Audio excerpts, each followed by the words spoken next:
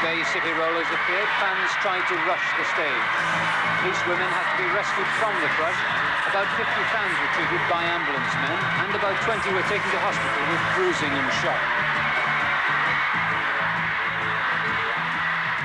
Why do you scream at these concerts? Well, during the year we see pictures of them and we listen to records of them, and everything's building up inside you. And then when you see them on stage, just scream. You can't help it. You can't help it. It's built up inside you all the year long. You've had photographs and pictures and records, and when you just see them in live, you just can't help it. When the rollers came in, it was sort of, you know, I had my hair done like Woody's and sort of tartan trousers and the 3-star jumpers with big ribs. And I just went to town on it. It's the only time I can remember that I actually latched onto something and really went for it in a big way. But it was really good, you know, it was great fun. We were hopping, really jumping to the shang-lang sound of the music. Hey, hey, rocking to the music. I mean, everyone. I don't know anyone that wasn't a Bay City Roller fan. You know, everyone liked them. And it was a case of you'd go down to the chip shop and that's where everyone would meet. And even bakers liked the Bay City Rollers. So you just sit around sort of with your tartan gear on, your scarves hanging around your wrists, and you just felt like part of sort of a big family, you know, and it was like a sort of link with people, whereas you didn't have that link with your family. You know, it was the first time that I felt like I belonged in a group. Bye bye baby, baby, goodbye baby, bye bye. Bye bye baby, don't make me cry baby, bye bye.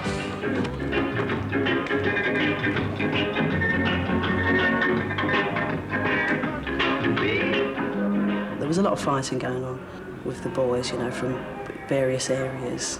And in lots of cases, the girls would go along, but it was for support, really, more than anything else, you know, so you could cheer them on, you know, don't let them do that to you and this sort of thing. Do you enjoy fighting?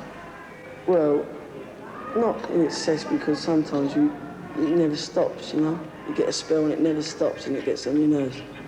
But once in a while, it's all right, you know. It livens things up a bit. But who is it that you fight with so much? Who's your natural enemy? Well... Pakis, Greece. Yeah. What do you mean by Pakis? Pakistanis. You don't like Pakistanis? No.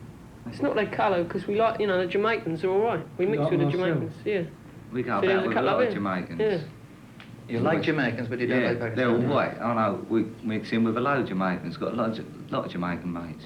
After school and stuff, during the evenings, a group of black guys would get together and they'd meet a group of white guys on the other, and a battle would take place in terms of skinheads and shines, and they'd be throwing stones and stuff, and people would get injured. And you'd kind of come away feeling as if you'd played a game of, not soldiers, but kind of war. And, you know, so many people got injured, and it's like, we'll go back tomorrow, and we'll deal with them, you know. And there were certain parts of the city that you couldn't go, like Earl Road, and certain parts of Lodge Lane, because they were predominantly skinhead areas, you know. All we've ever done, is go up on stage and sing what's wrong with the country. We've never perpetrated violence, we've never wrecked and disrupted the country, we've never done what the unions do, what other people do, and what happens to us. The promoters make money out of us, the Sunday trash mags rip us off right, left and centre, we crap and hype, and we get beat up in the flaming streets.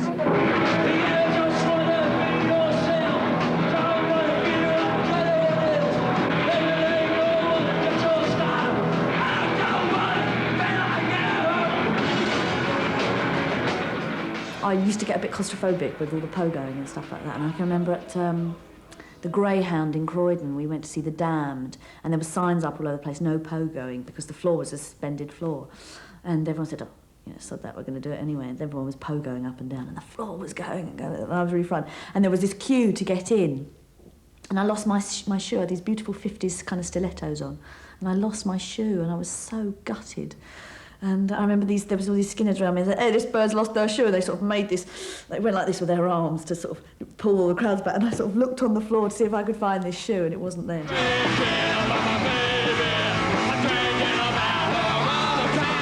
I'm so happy to see gonna leave you, 'cause you're a man, but you're someone. Pick up the prices.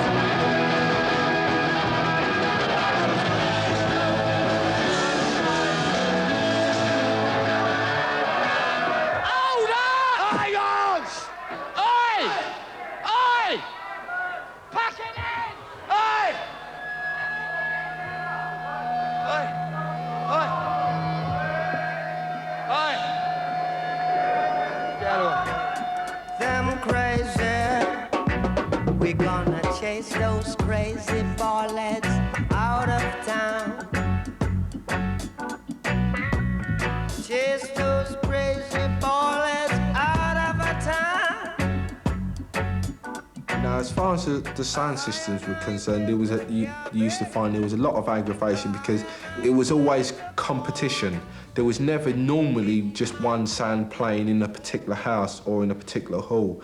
Sometimes it would be 2, 3, or even sometimes 4, right? You know, with the big, massive speaker boxes. And, you know, each person was allocated a particular time to play, but some of them didn't want to come off when they were supposed to come off, and then somebody would come along and cut one of their wires, so that their system's completely out of use. And sometimes it used to break out into a fight, and you know, I mean, the competition was fierce, very fierce. Tribal war in a Babylon. Is it loud there? Is it loud there? We used to go to this club and everyone had the afro and they'd use these picks, these afro picks. And the thing was to either wear it in your back pocket sticking out, or some people would stick it in the back of the afro and they'd have it sticking up like a kind of Indian's feather. They were well sought after, you know, and people would be coveted other people's afro combs, you know, like if it was a really good design. So it was like gaining your culture, rediscovering yourself, and, you know, you sort of also rebelling against what British society wanted you to do, and that was to assimilate into this culture and become like English people. The Rasta come from Zion, Rasta man a lion. Whoa, whoa, whoa. Rasta come from Zion, Rasta man a lion. Him Irie. Music's always been kind of integral to my life. My father had a sound system when he came over here. And for black people, music, in many ways, is one of our only sources of information about our own culture, especially reggae music. So it's always been very integral. We've got to break down the walls down in a Babylon that separate us. We've got to break down the walls down in a Babylon that seem to divide us. I'm not going to deny that the way I first became aware of Rasta was through the dreadlocks and the imagery. And that got me in. That was like, that opened the door for me. But Rastafari isn't about this. It's something that's in there. It's a consciousness. And, you know, you don't have to wear colours or have a hairstyle to understand that. It's about knowledge and understanding.